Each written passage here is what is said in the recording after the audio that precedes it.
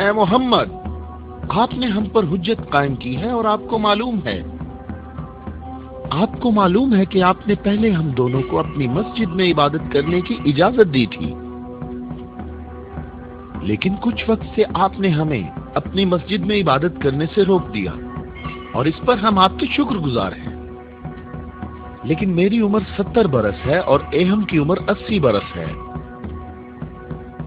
ہم دونوں اہل نجران نے جب سے اس نور کا مشاہدہ کیا تو اس وقت ہم نے یہ فیصلہ کیا کہ ہم اپنے آباء و اجداد کے دین پر باقی رہیں گے۔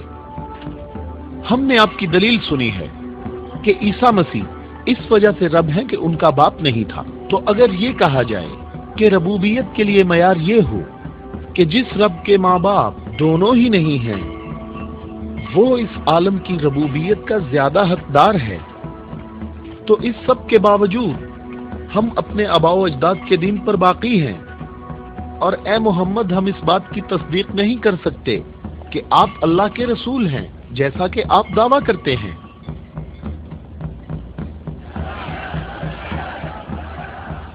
اے محمد، ہم چاہتے ہیں کہ ہمیں اور اہل نجران کو اپنے حال پر چھوڑ دیا جائے۔ ہم نے آپ کی بات غور سے سنی ہے، لیکن ہم یہ بتانا چاہتے ہیں کہ ہم اہل نجران جب اپنے طور طریقے دیکھتے ہیں تو انہیں دیکھنے کے بعد ہمیں یہ پتا چلتا ہے کہ حق ہمارے ساتھ ہے اور تمہارے اسلام کے ساتھ بالکل بھی نہیں ہے۔ رک جاؤ،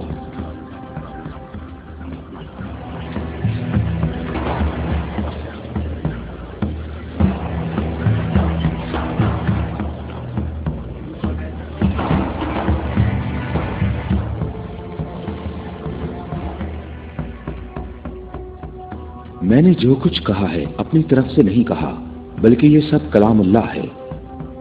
تم لوگوں نے میری دلیل سنی اور اس کا جواب نہ دے سکے، اور تمہارے اس تمام اصرار کے باوجود تمہارا معاملہ اپنے مقام پر باقی ہے، اور اللہ کی طرف سے تم پر ایک اور حجت قائم کرنے کے لیے تمہیں مباہلہ کی دعوت دیتا ہوں۔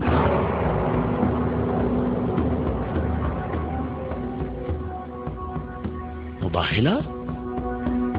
ہم دونوں ایک دوسرے پر اللہ کی طرف سے بلائیں نازل ہونے اور اللہ کی لعنت کی بد دعا کریں گے۔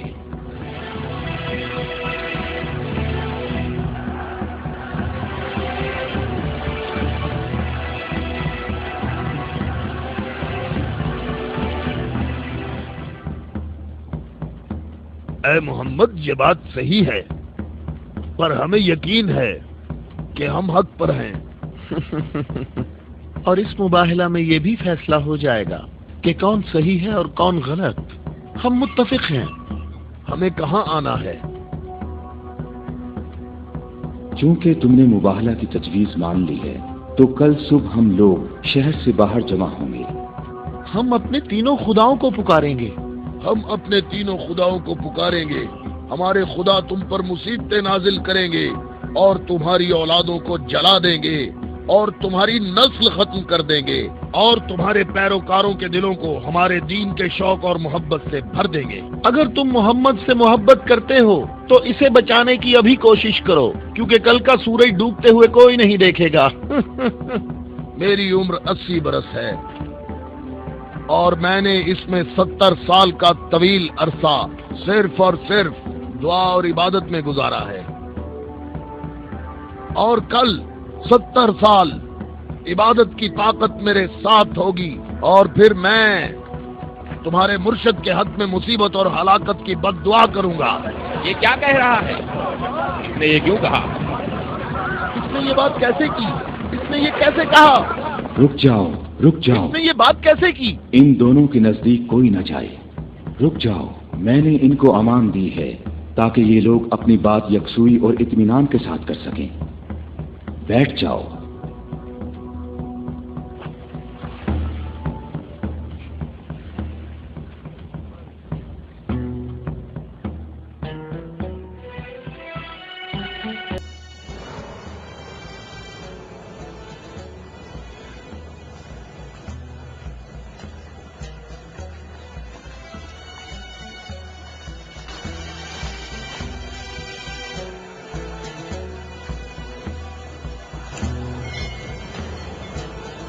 میں تم لوگوں کو نصیحت کرتا ہوں کہ اگر ہم نے محمد پر مصیبت نازل کی تو تم ہمیں قصوروار نہیں ٹھہراؤ گے، کیونکہ محمد نے خود اس کی خواہش کی ہے۔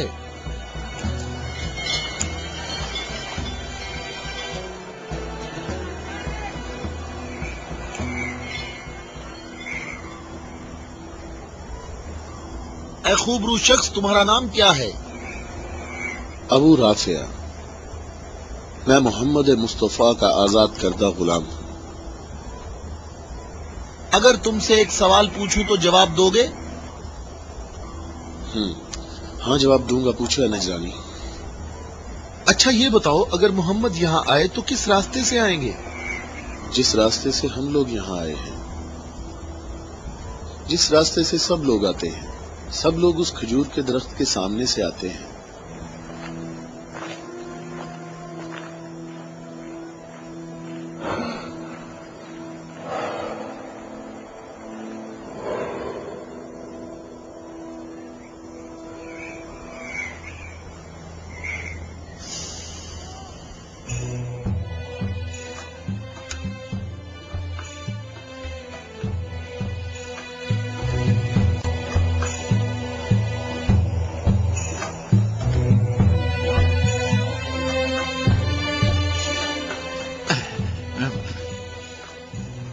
اے ابو رافع، یہ بتاؤ کہ مصیبت کا شکار ہونے محمد کے ساتھ کون لوگ آ رہے ہیں؟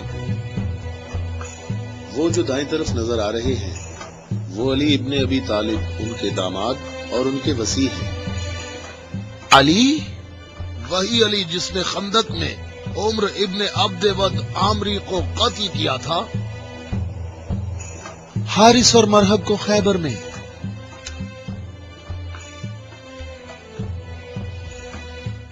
وہ عورت کون ہے؟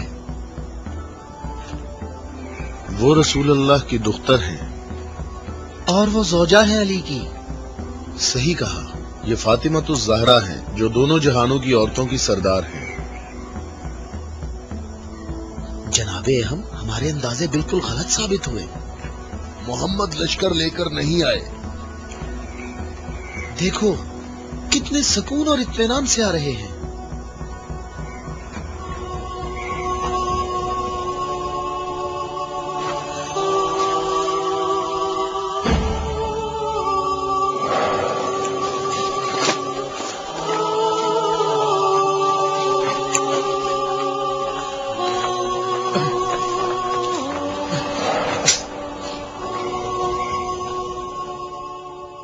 اہم دیکھو، محمد اپنے خاندان والوں اور عزیزوں کو مصیبت میں مبتلا ہونے کے لیے لا رہے ہیں۔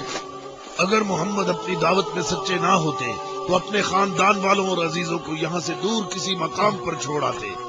یہ ہاتھ جو میں دیکھ رہا ہوں اہم، اگر دعا کے لیے اٹھ گئے تو یاد رکھنا کہ پہاڑ بھی اپنی جگہ چھوڑ دیں گے۔ ان بد دعاؤں کا نجران اور اہل نجران پر کوئی اثر نہ ہو۔ جلدی اے عذاب کرنے والے خدا، جلدی کر، ہم پر لعنت کرنے والوں کو نہ چھوڑنا، اور ان سے کہو ہم پر لعنت نہ کریں، ان سے کہو ہم پر لعنت نہ کریں۔ اے محمد ٹھہرو، رک جاؤ، ہم پر لعنت نہ کرنا، لعنت نہ کرنا۔